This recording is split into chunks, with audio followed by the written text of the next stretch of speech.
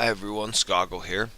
Gonna do another video. This lane, we're going back to this time we're doing the bottom lane. We've got Misfortune and Taric, and we're going against Lulu and Vayne. Lulu and Vayne has a lot of poke and disengage. They have a lot of stuff late game that can be scary, but laning phase goes to Misfortune and Taric, as they have the point and click stun, they have heal, better sustain, and Misfortune is a great lane bully. And even late game, Misfortune, her ultimate really does go really well with stuff like Jarvan has his Cataclysm, meaning you can't really get out of Misfortune's ult. So you also have Victor's stun that you can line up with. You can use that in conjunction with Misfortune. So actually, this is a very good team comp, a very good pick for Misfortune. This is when Misfortune's more than just a lane bully, but actually a late game threat as well. So if she stomps her lane, it's going to be very, very bad for the other team. So anyhow, this is a great example of how to play it. 2 points in Q, 1 point in W before you go into E. E's just going to bullet time or well, it's not bullet time, it's make it rain. It's just going to drain your mana anyways. So after they get the early push and harass really hard, they're going to get to the tower, and the tower's going to kind of let it push back. And by letting it push back, it's going to make sure that the other team's out of position a little bit. So Jarvan forces the flash with that move right there. Lulu had a choice, get popped up and then chained into a Taric stun and probably give a first blood or flash. And so Jarvan gank, burn the flash. Very good gank. That's always worth it. So now you're in a very dangerous lane with Taric and Misfortune. So that's already 2 lane bullies, and you don't have flash, so she's out of position. That's just too far extended if you don't have flash, especially since Vayne wasn't there. There was no real return damage. That was just a free kill. There was hardly anything that they paid for that. Just the cost of their mana to kill her, basically. So, free kill, and you gotta recognize that. When you play Taric, almost every Taric is gonna know that that's a free kill too, so. Right now, I think that this is possibly the strongest AD carry, and possibly the strongest support. It's just very easy to point click stun. And now that Taric's W no longer strips the armor buff from teammates, it's pretty much made it so that Taric is a free kill. Here they just get really deep, and Amumu's in position to the counter gank. Yeah, they get Lulu, but it's not going to end up being worth it. They get Lulu, and I guess if Jarvan had just left and not tried to save Misfortune, it would have been 1-for-1, but he tries to save Misfortune, and Karthus ults. So that's the danger. Mid hits 6. And they get purple team cleans up kills everywhere. So anyhow, that keeps purple team really close in this game. But Misfortune got her kill and her assist. So as much as it's 30 CS to 30 CS, it's not really that important because Misfortune got first blood and she's finished her brutalizer. If you're getting ahead with Misfortune, that seems to be the item of choice right now because of the cooldown reduction, which lets you spam double up. And when you max double up and spam it, it just really gets brutal in lane. Like, it gets to be very painful for the other team.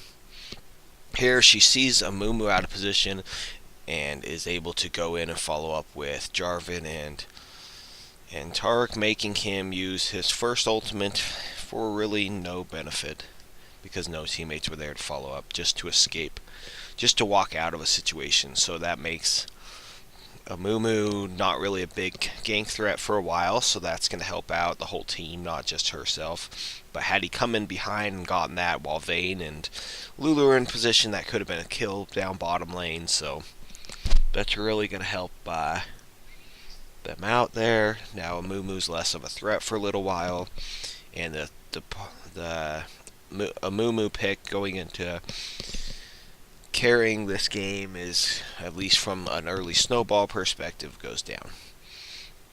So very good perception. You've got to be able to notice and watch the map. That mini map is so crucial.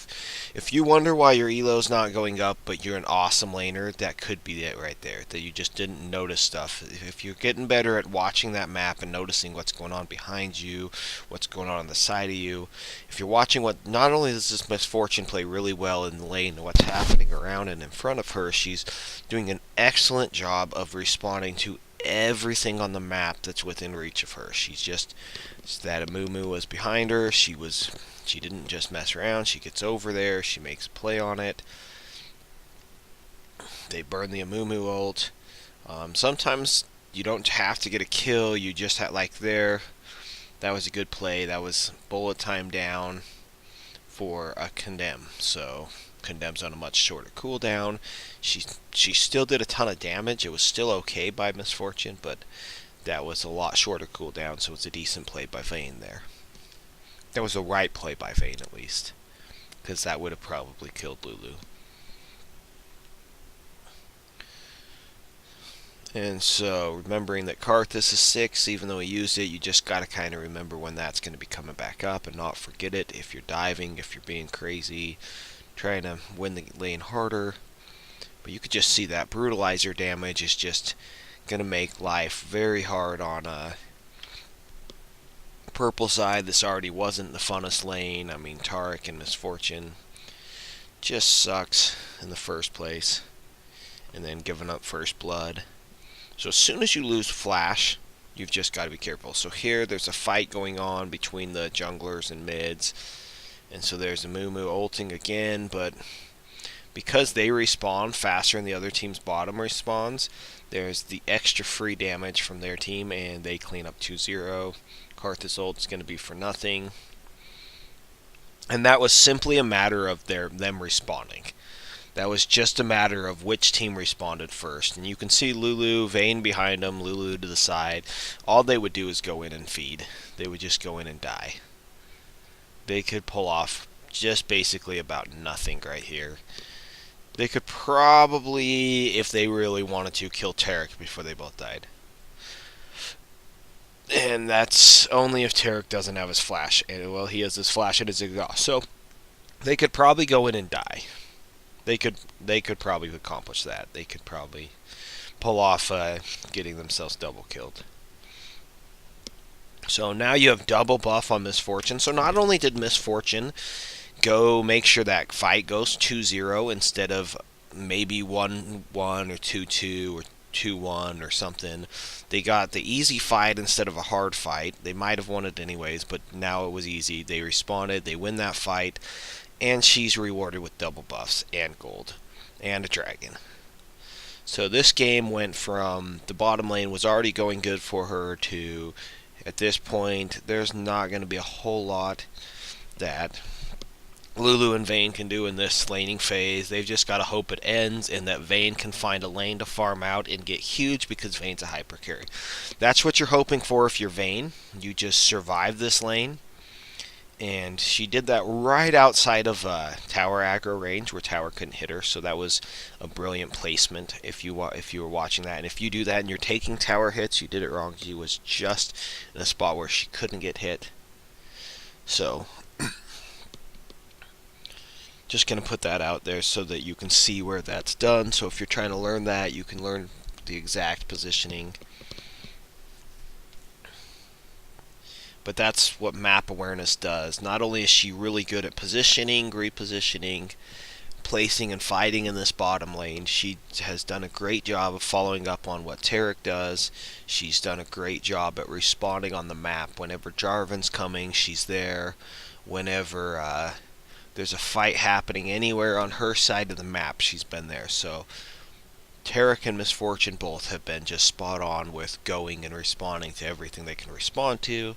They're now up 20 CS, 212, Taric's 003 compared to no assists, no kills on the other side, 2,900, 1,800, and you're talking 2,200 and 4,300. So Taric did a great job of getting his person fed.